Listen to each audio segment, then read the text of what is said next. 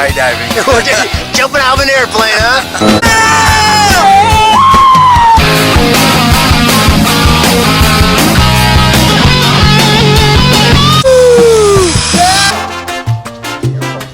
What about the shark dive? Are you ready?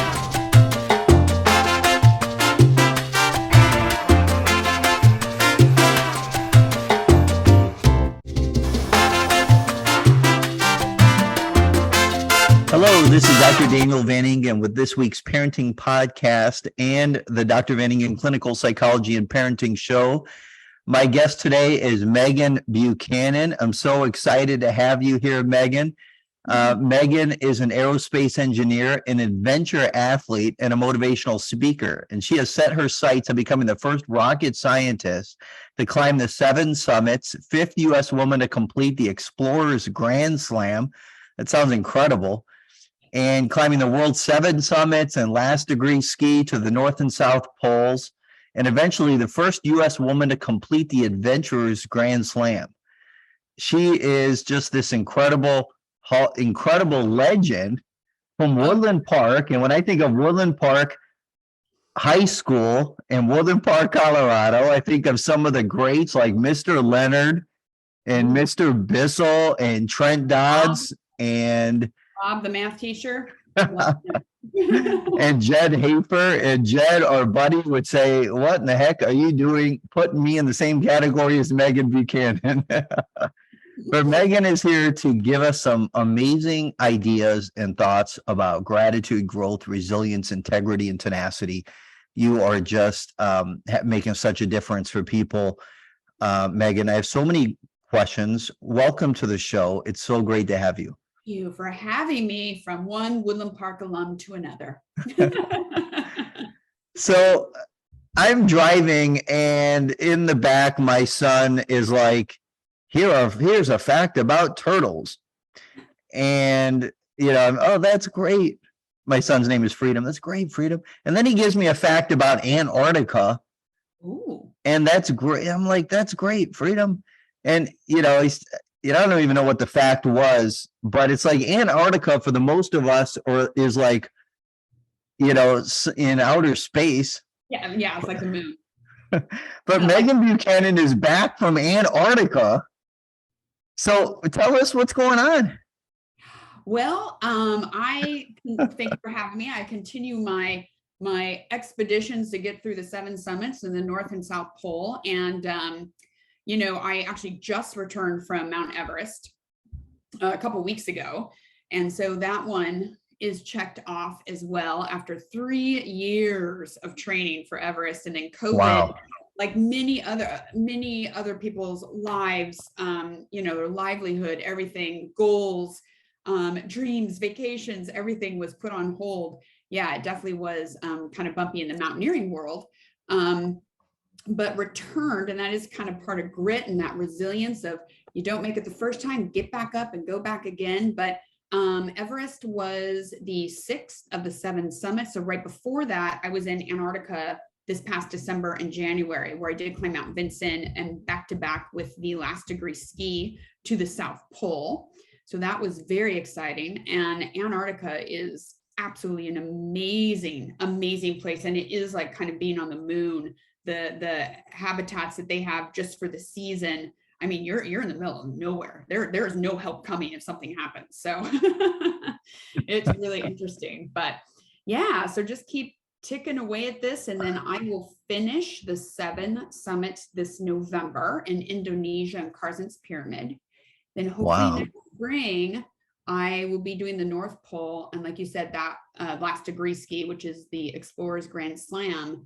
Only 4 U.S. women have done it, but really only 12 women internationally have done it, which is really sad to me because you would think more people, but it is dedication. It's a lot of time. It's not a cheap hobby. And it takes a lot of failing and getting back up and going back for more. Meghan, of the 7 summits, what is the hardest one? Is it Everest? Ooh, excellent question. It kind of actually, the toss-up is usually for people between Everest and Denali, which is Alaska. And they're very hard in different ways. For me, I actually felt that Denali was a little bit harder. Denali is completely unsupported. You have got 50 to 60 pound pack on your back, and then you're pulling a 50 to 60 pound sled behind you. You and your team are the only ones bringing you stuff in, and you have to take all your stuff back out. And I love that mountain. It doesn't care if you're male or female. If you weigh 120 pounds, 220 pounds, you're carrying the same stuff. So it's this beautiful experience where, for you personally, when you have summited and get yourself back down off that one, you have such a feeling of like proud of yourself that one you really did it. And Everest, of course, is difficult, and it's crazy, and it's long, and it's mentally challenging. You do work in this amazing team, though. You have so much support with your mountaineering company, with your Sherpa, and that one is, I think, more of a team experience. I think that's a great question to ask me probably in 6 more months, because Everest hasn't really all settled in for me yet. My brain hasn't caught up with what happened. Congratulations on everything you're doing. It's such an inspiration. One of the things that I do in sports psychology is I work with young athletes. I work with college, professional, Olympic athletes, but I work with a lot of high school athletes. And going into this summer, I was talking to this young man, and I said, "Hey, do you want to go into this summer? This is summer before your senior year, where we just, you hang out, you party on Friday nights and Saturday nights. You look forward to that Friday night party. Or do you want to go into Friday looking forward to that Saturday morning, 5 a.m. workout? And what is going to be your mentality going into your senior year in your sport? Are you going to spend this summer going all in, all out?" And of course, we talked about recovery, which I want to talk to you about. Yeah. But we talked about having that tenacity, that grit, where you're going to dedicate the whole summer to really preparing yourself to be the absolute best that you can be. And when I hear about you training for 3 years for Mount Everest and putting aside the pleasures and the comforts, but bringing all of it, what do you say to these young athletes who want to pursue excellence in their area?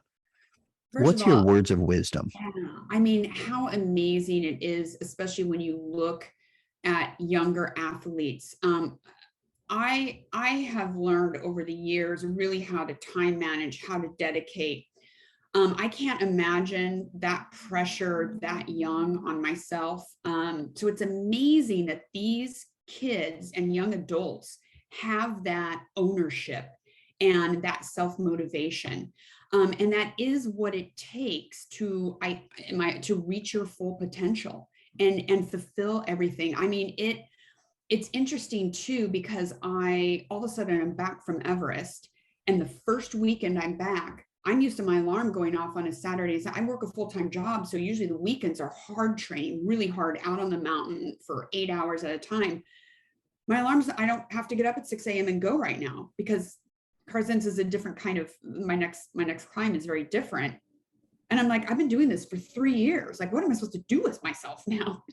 But what I've kind of learned is I have created really my own creature in myself. I live for that journey and that drive and that training. That is what I live for. And I think by teaching young people that early on, how that sets them up for life, for everything they're going to be doing, into career, into relationships. And so many kids, I think that's what sports does in general, is kind of teaches you some dedication, how to commit, what teamwork is. But when you're talking to a senior who has that potential and asking them to really dedicate, like you're talking about, that is next level. And what that teaches a person is that self-motivation, that dedication, and that is what got me to the top of Everest. They always say, don't be in the best shape of your life, be in Everest shape of your life before you go. And it does mean, I mean, the other climbs I've done, I'm just in general good shape. I go hike, I weight train, But no, you're right. I was no longer, I'm not staying out Friday, Saturday nights, whooping it up. I called myself the last 3 years, I'm a happy hour friend. I will meet you around like 3 to 6 and then I got to go home and I've got to eat well, especially because I'm older. I have to get up early. I have to train because I want something and I'm dedicated to it. So I think it's probably hard for younger people to really understand. You think about it like a summer that seems like forever when you're young. As an adult, you're like, oh, a summer, that's nothing, that's a blip.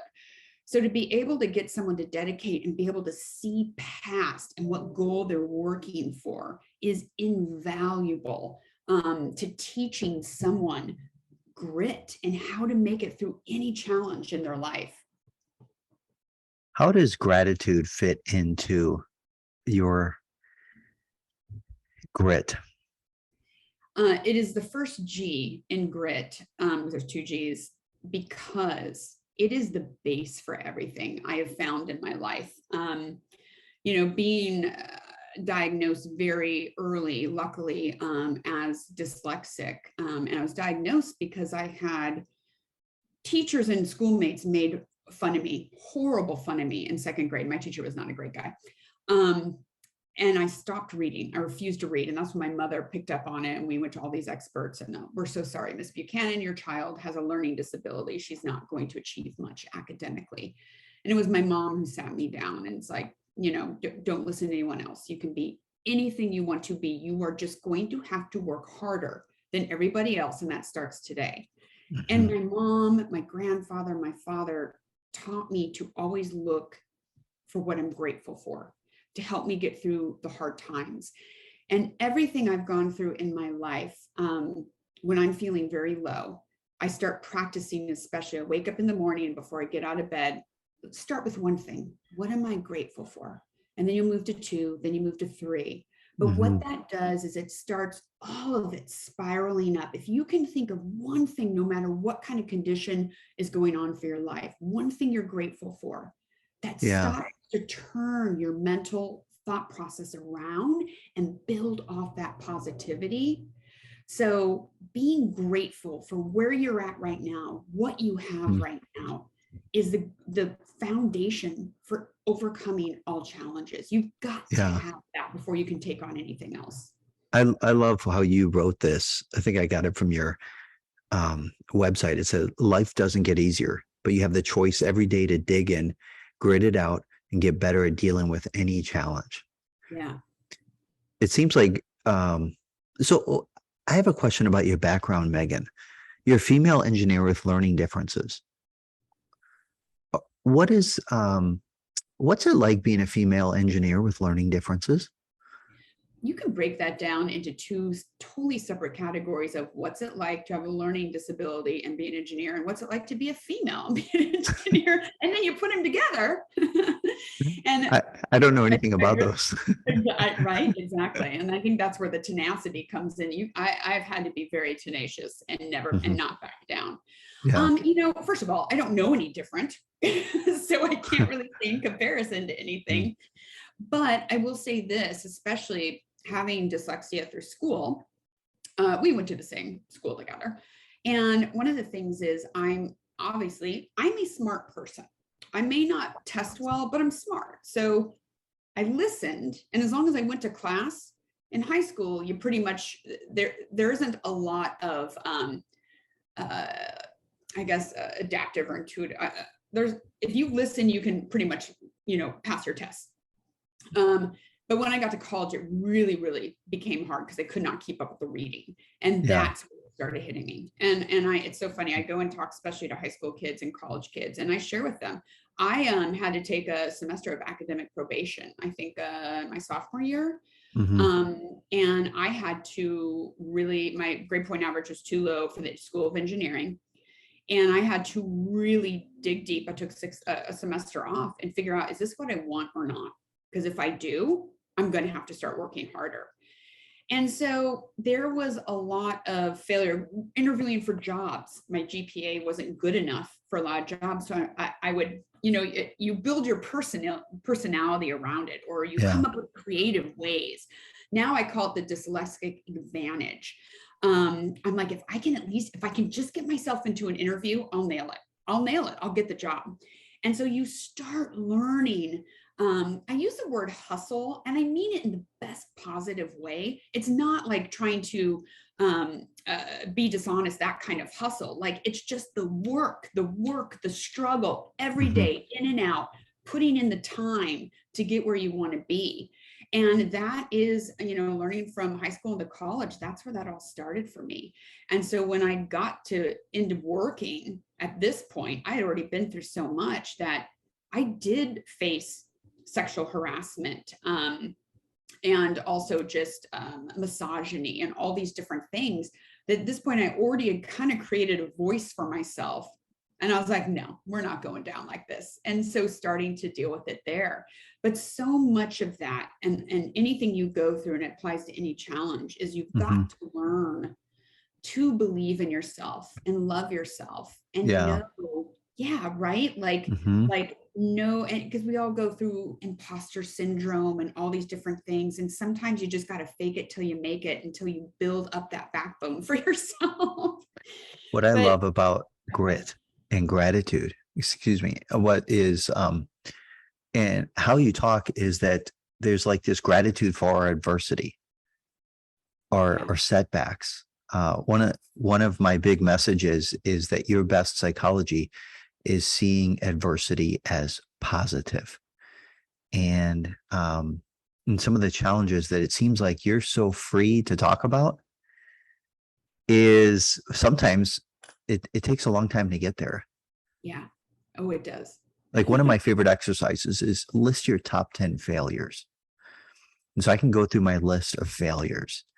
My dream was to play college basketball. I was a little younger than you, but I tried to follow in the footsteps of like Trent Dodds, and I just wasn't good enough when I was 20 years old, heartbroken. And then from a work situation not working out, to failed relationships, to 3 years ago, I just reached the point of complete burnout, where I had gone years without really any self-care, no exercise, and just kind of faced a time of burnout, and really had to make some significant changes in my life. But so much good comes out of the adversity. And I want to talk about one of the greatest comeback stories that I've ever read, which is where you went from broken femur to Mount Everest. And so your horrendous snowboard accident at Super Bowl Sunday 2011. And let me just give the background for our listeners. You were in Vail, and you had you were snowboarding, and a tree fell, but it was under 4 feet of snow that you didn't see. Yeah. And so you hit this tree, and what happened there? Oh man. So femur bone into the head. Pretty much I broke the head off my femur. Bone shot up, and spiral fracture the rest of it, and all the muscles ripped off. It was awesome. And we were way in the back bowls, and my friends actually had to eventually get ski patrol. They couldn't find me. So I had been there an hour just internally bleeding. And no, so it was bad. It was emergency surgery. I was hypothermic. I was in shock. I was bleeding out. And I woke to a 14-inch rod down the middle of my femur pinned in. And they're just like, you are lucky to be alive, and you're going to have a wheelchair or a cane the rest of your life. We're so sorry. And I remember, like, I'm totally high on morphine. I just remember thinking to myself, well, next challenge, because that's not happening for me. And then the work began. So again, it was because of, again, where, and this is really where grit was born for me. It was a 2-year process and it ended up having to leave my job that I loved. I ended up moving, a relationship broken up. I spent every dollar I had when I had exceeded all my insurance. And it was, I became my own hobby. And I invested in myself because I did not want that to be my life. And I wouldn't believe in it. I knew there was something wrong. And it turns out I was allergic to the titanium rod in my leg. Wow. So it took us about a year and a half to figure that out, of extreme pain. And so by the time I got it out and finally finished physical therapy, probably after a little over 2 years, but all I could think about during that time, again, what are you grateful for? And I was like, so I'd climbed Kilimanjaro before with my dad, and my dad had passed since. And I I'm was sorry like, to hear that, Meghan. oh, thank you. It was a while ago, but he was a huge inspiration for me. But I was like, I want to go climb Kilimanjaro again. I want to go climb Kilimanjaro again and hike to Everest Base Camp. That was my love, the outdoors. So that was going through your mind during this 2 years of intense physical therapy. Yeah. And titanium allergies or. Yeah. I was just like, that is what I will do again. And when I got back, I did Everest Base Camp, and I was stronger mentally and emotionally than I had ever. And that's where it clicked for me. I was like, man, everything I just went through, has made me a better person. Like, wow. I am strong, like mentally. How many surgeries did you have during those 2 years? I had 2 surgeries. I had a lot of, I was put under for several different injections. I mean, we tried everything under the sun.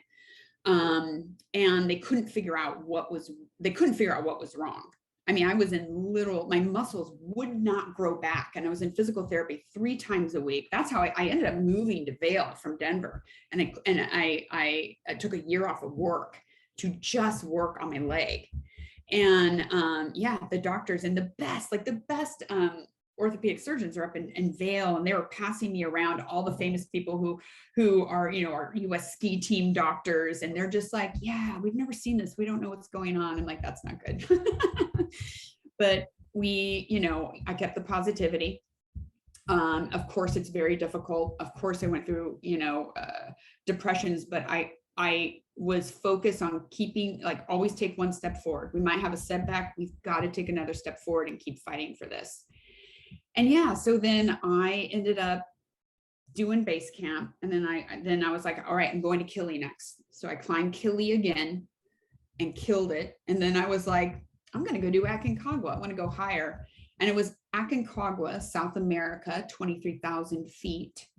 And I loved it. I loved every second of it. And I realized it was from my mental strength. Pain didn't bother me. The struggle didn't bother me. And so that's when I really figured out I have something with grit going on here, and I'm going to do the 7 summits, and then I added the North and South Pole. Well, so let's go. So from Super Bowl Sunday 2011, over the next 2 years on your timeline, it was an absolute struggle. When did you? And they say you're going to be in a chair and you wouldn't walk, right? Yeah, I was at this point, I was on crutches for 6 to 8 months. Oh, so you were going to be able to walk, but yeah. Extreme limitations. Yeah. Okay. When did you start to believe? Was it right away? Was that your self-talk? Or did you go through ups and downs, ebb and flow? Yes, but self-talk, I love you said that, because I am so much of my life. And if you're on my Instagram ever, sometimes I'll mention it, where I call myself Buchanan when I talk to myself and we have to get something done. If it's something easy, I'll call myself Megan, but usually it's Buchanan. And but there was a lot of self-talk. And right away though, the diagnosis they gave me, I'm like, that's not going to be happening. So let's start working. But then when I'd have huge setbacks and then no one could answer me, no one could figure out why I wasn't getting better. Of course, there were times, and when you're in chronic pain, I mean, 24/7 felt like my muscles wanted to rip off my bone. That absolutely puts you into a depression. It's very, your receptors are completely burnt out. Anything that happens, you're emotional like that. I mean, it's very difficult to go through.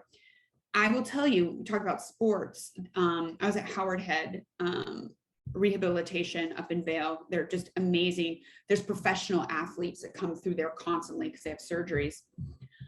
And there were, during the time, over the 2 years, there were 2 young athletes that took their lives because of the depression, because they thought their careers were over. And that is another thing that inspired me to reach out to others and be like, you can keep going. You've got to believe in yourself. You've got to believe there's something else out there for you. And that was so impacted me so thoroughly. And so therefore I was grateful for my positivity. Yeah. And I actually, I told Howard Head, I was just like, anyone that needs to talk, give them my number. I will talk to them. That's the biggest challenge. Excuse me, Megan. That's the biggest challenge. I think, when an injury leads to an early retirement, or even a college player, like college baseball player, who loses his, or young pro who loses his identity because of injury. He or she can no longer play. And then what's the next chapter? Yeah. That's tough. Where do you find that next purpose? Mm-hmm. Now, you somehow dug in. You had to fight through some really tough, dark moments to get through the other side. Yeah. How did you have that kind of, that's where grit grew during those 2 years? Is that what happened? That is where I realized, because, and I have to say what you're saying to me right now, people kept telling me, like, how do you keep going? Yeah. And I didn't realize that wasn't something everybody did.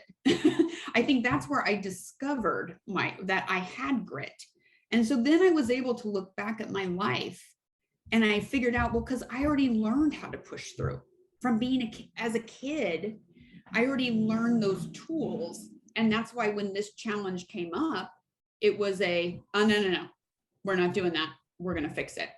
And that is why, through years of dyslexia and years of struggling through college, that time to me went by quickly, because all I knew how to do was fight for what I wanted. Mm-hmm. And I wasn't going to give up. Mm-hmm. And I think every time I thought about, well, what if I was told so many times by doctors, I'm sorry, but this is just your life. You have to accept it. And I do understand that there's a healthy balance there, where I do understand if I actually had an injury that was so critical that there's also a time where you do need to accept things.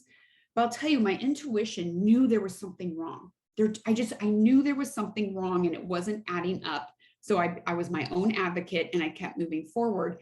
And like I said, I think that was already in me from practicing for so many years to keep fighting. And it turns out, yeah, there was something wrong. I was allergic to the titanium. So the surgeries, a lot of dark moments, tough places in the valley, depressive times, being told it's not going to happen, accept your limitations and your injuries. And somehow you battle through these tough times.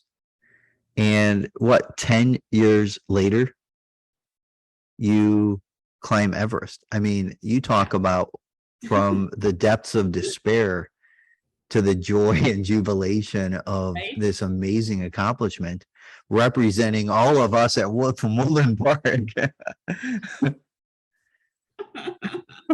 Oh my God. I do need to look up how many people from Woodland have ever climbed. I don't know if anyone else has. It's not hard to be the first of something from Woodland Park, though. And that's right. For those listening, it was a very small high school. So I love the ideas. So I've got this young man who is injured and he's going into his senior year in high school. And he has a small window. He's trying to attain a Division I scholarship. So the anxiety is starting to kick in. The worry is starting to elevate. And he feels like this summer is a key time. And he's not sure how long this back injury is going to last. And you know what it's like with a little bit of that pressure. And now there's like a time frame. What kind of encouragement do you have for some of these athletes how can they let go? How can they apply grit, but let go of that time frame and reinforce that positive self-talk for themselves? That is such a good question. Because even, for me, I have a regular day job. I could always fall back on, which is, that gives me support. Mountaineering isn't my source of income. So I know for a young person who's really looking at that holds a lot more weight for them. So it's easier for me to say, even though I've trained so many years and I've spent all my savings on this thing, walking out of this healthy and happy is my number one goal. I understand though that's very hard for a lot of people who this is going to be their livelihood. But what I would say is this kind of comes back to we all need to learn. This is kind of the growth portion of it too. It is hard to let ourselves be vulnerable and let ourselves be human, because especially I think youth today is taught that they have to be perfect. They can never make a mistake. And your life will be ruined forever if you do. And so doing some of that self-work along with, training for whatever sport it is, I think is very, very critical in learning to, I don't want to be cliche, but love yourself and accept that in this life, things do not work out perfectly planned, and they never will. And you need to start developing the coping skills to go with that ebb and flow. And I think though that to tell someone, 16 to 25 that, you can tell them, but their heart isn't going to feel that. So how do you help them with that? And maybe what it is then is, I think there's so much power in mentoring. And you having a podcast, talking to people who have gone through injuries and how they bounce back, I think is so important. And you as a mentor to them to help guide them through coping, because I think that's something that's really missing for kids today, is the allowed to be human, the allowed to fail, and then figure out, okay, what is my next step then, and move towards that. One of the big things I teach in GRIT is really learning the difference between what you can and cannot control.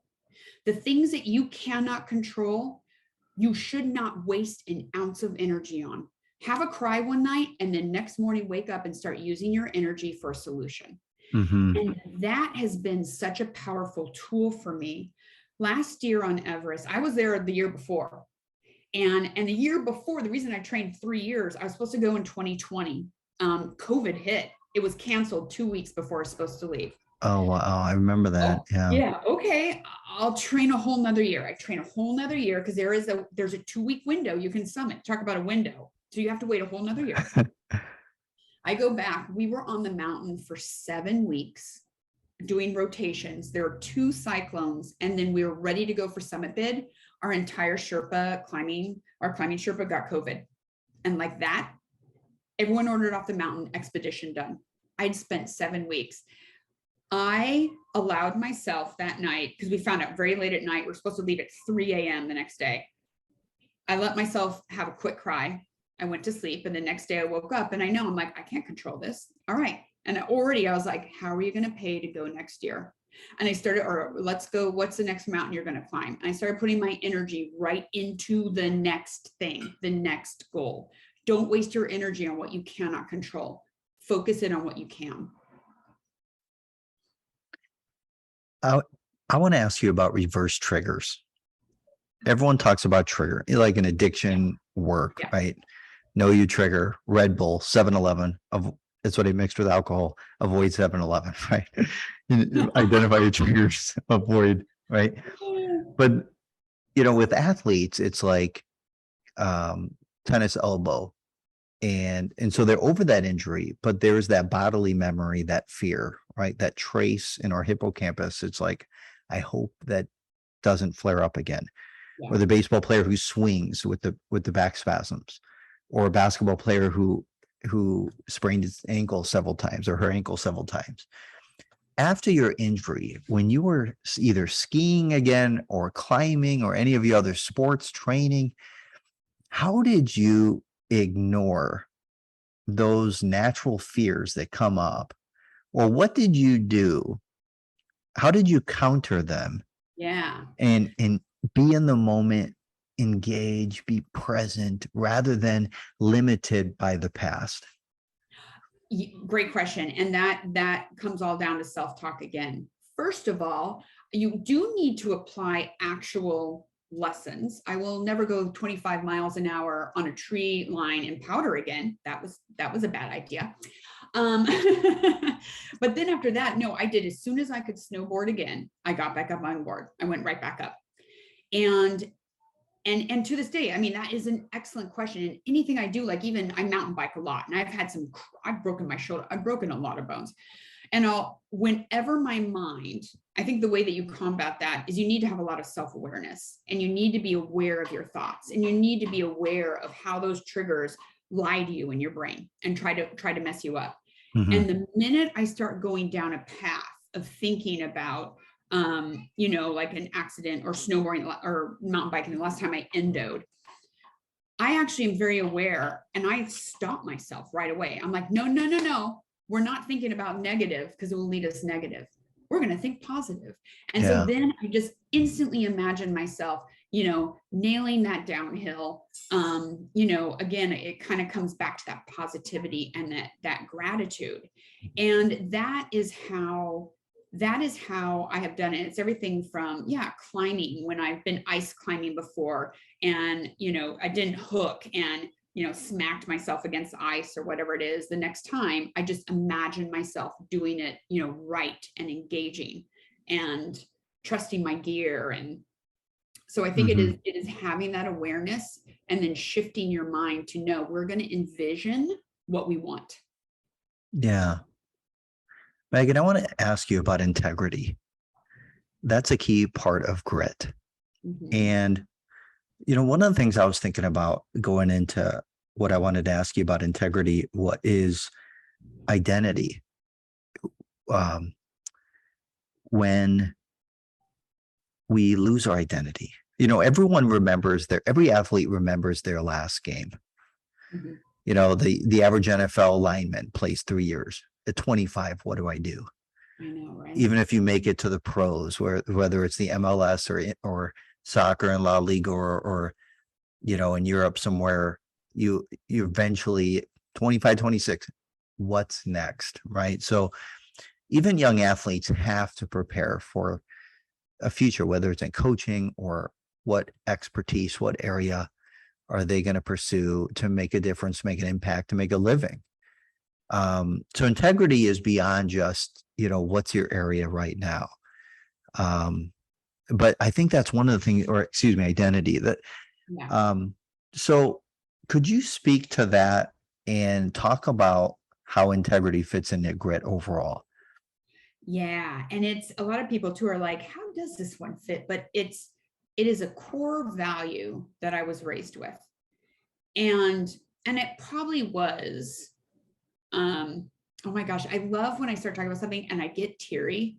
Like, I know, like that's the path of the truth. When you get teary about something, I think because I struggled so much with my dyslexia, and my parents, they taught me that identity, going down that path of authenticity. You need to find out who your authentic self is, and you need to stay that path.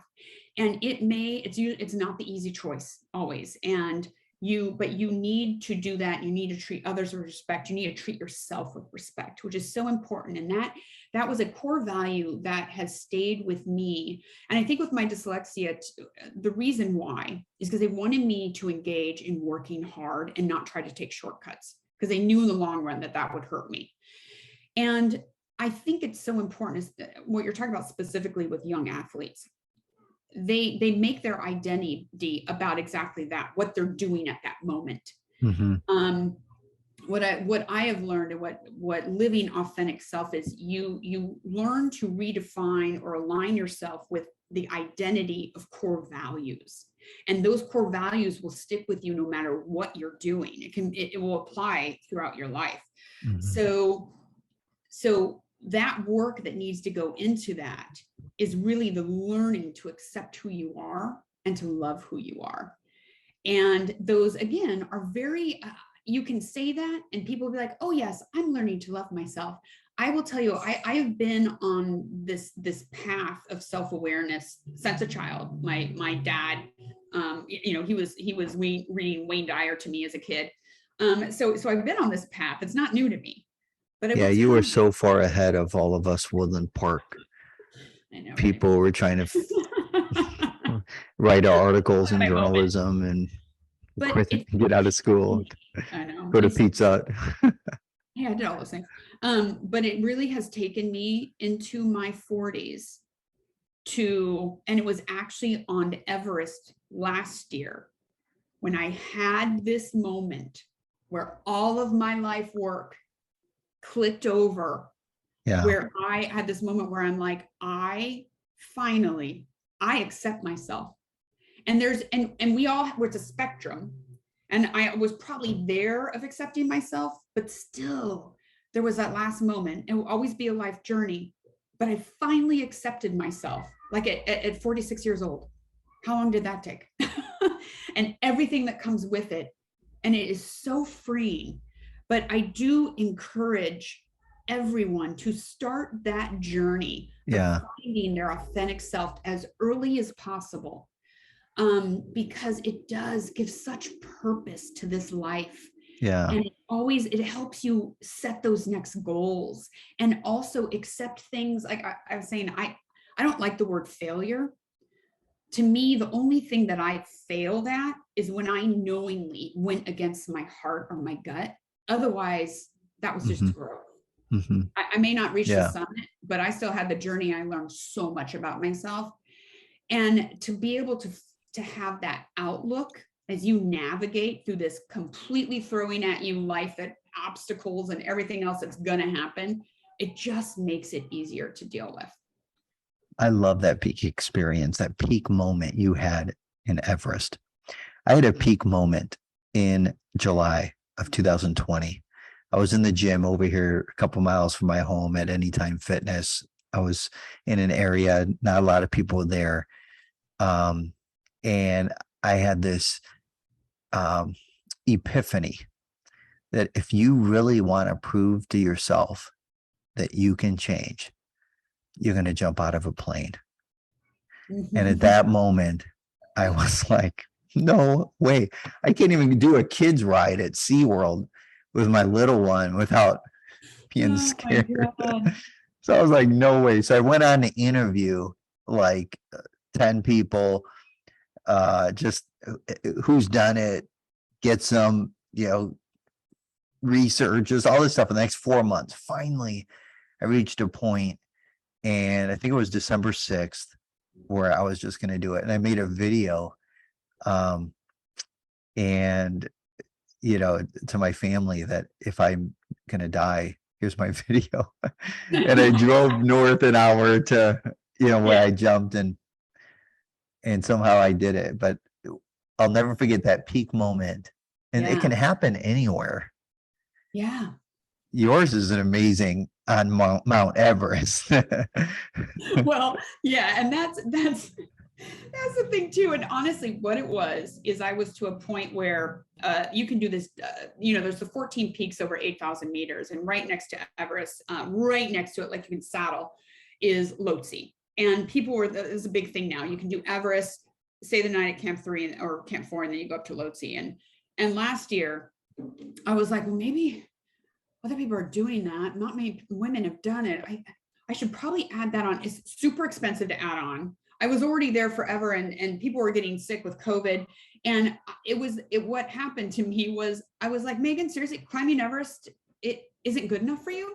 Are you still not good enough for yourself? You are on Everest right now climbing it, and you're not good enough. You have to add that on too. I literally just started bawling.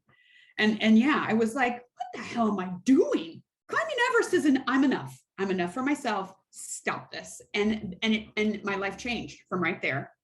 Nice. And so what you're saying, oh, sorry, go ahead. What was that moment like, this moment of self-acceptance of I am enough? Where I push myself, and my whole life. I always say I'm a middle kid with learning disabilities. I never felt good enough. I always was pushing the limit to prove myself to others and then myself that I was good enough. Mm-hmm. my life's work, I've gotten to the point where I'm like, yeah, I got some good things going on. And I got to the point where I didn't care too much what other people thought, but I was my hardest critic on myself constantly. And it was realized, I'm like, you are climbing Everest right now, and you are questioning whether this is good enough. And I'm like, you are insane, Megan. And that was my moment where I was like, enough, you're good enough. And it really sunk in with me.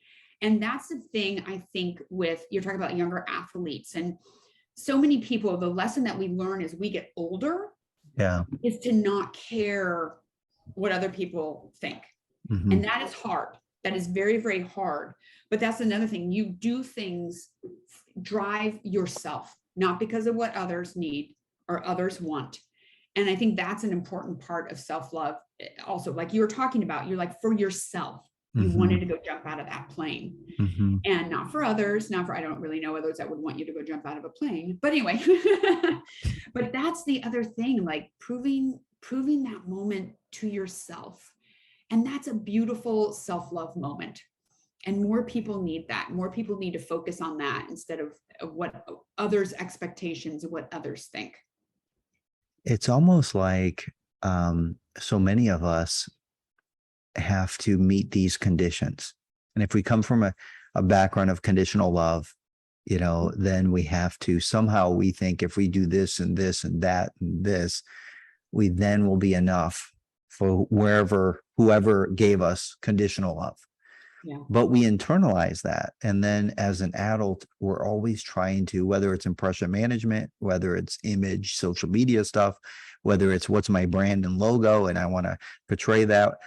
We're always trying to manage others, whether it's perceptions, interpretations, expectations. But that self-love moment that you just described, where we want to push our own limits, but for our self-love, it sounds like you're saying. Yeah, exactly. And and it is interesting because I grew up with pretty, as much as you can, unconditional love. And that's one of the, I'm so grateful for my parents, pushing, like encouraging me. I'm self-driven. Again, I internally always felt never good enough. And it came from external things, from being made fun of in school or not being able to spell and constantly being ridiculed, at work. Oh, you're not trying hard enough because you have spelling mistakes on your PowerPoint. But it was that internal drive to prove myself, and feeling I felt stupid all the time with dyslexia. My father was a Rhodes Scholar to MIT. My brother was almost perfect SATs. My brother and younger sister don't have dyslexia. I have a very cerebral, very smart family. They never made me feel bad about anything. I made myself feel bad about it. I was driving myself, even though I had extremely loving parents. And so it was my own journey to get there. And so that moment where I really fully kicked over into, I love myself for who I am at this very moment, and I will continue this. And since that moment on Everest last year, my life has been even, fuller and better. And I'm able to say no to stuff and that doesn't serve me.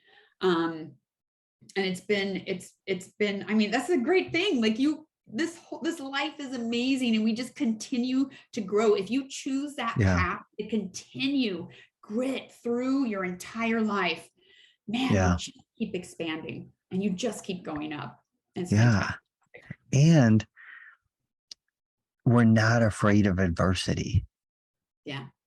That's the thing. It's like a lot of people live in dread. What's around the corner? Yeah. Some hardship, I promise you. Adversity is around the corner. And are we like in a turtle?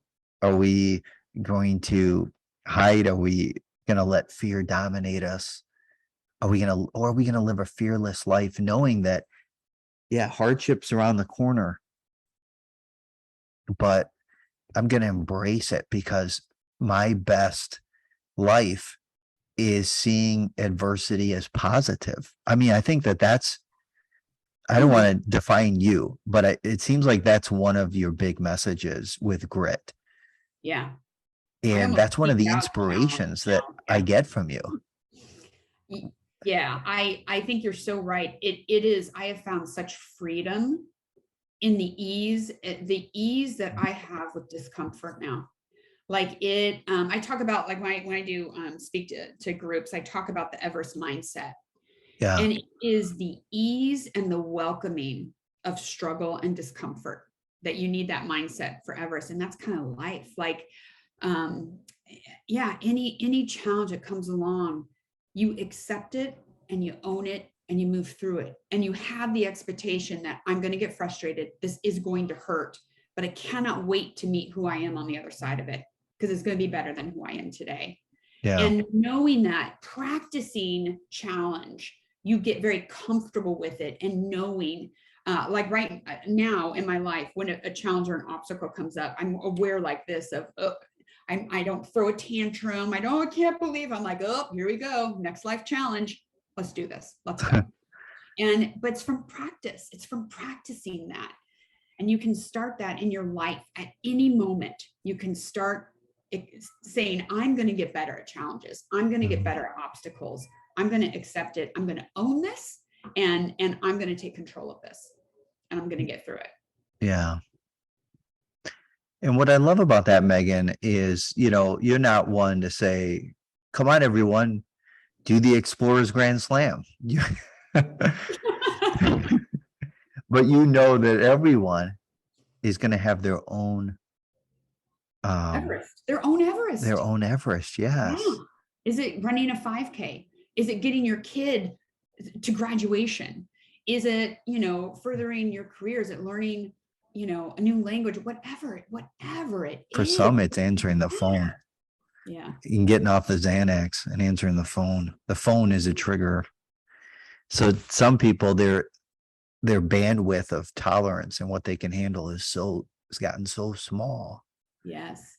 And so everyone's on their own different journey, and we just accept with empathy and compassion, but not to be afraid of the adversity in front of them, right? Yeah. You hit that right on the head. That is the problem.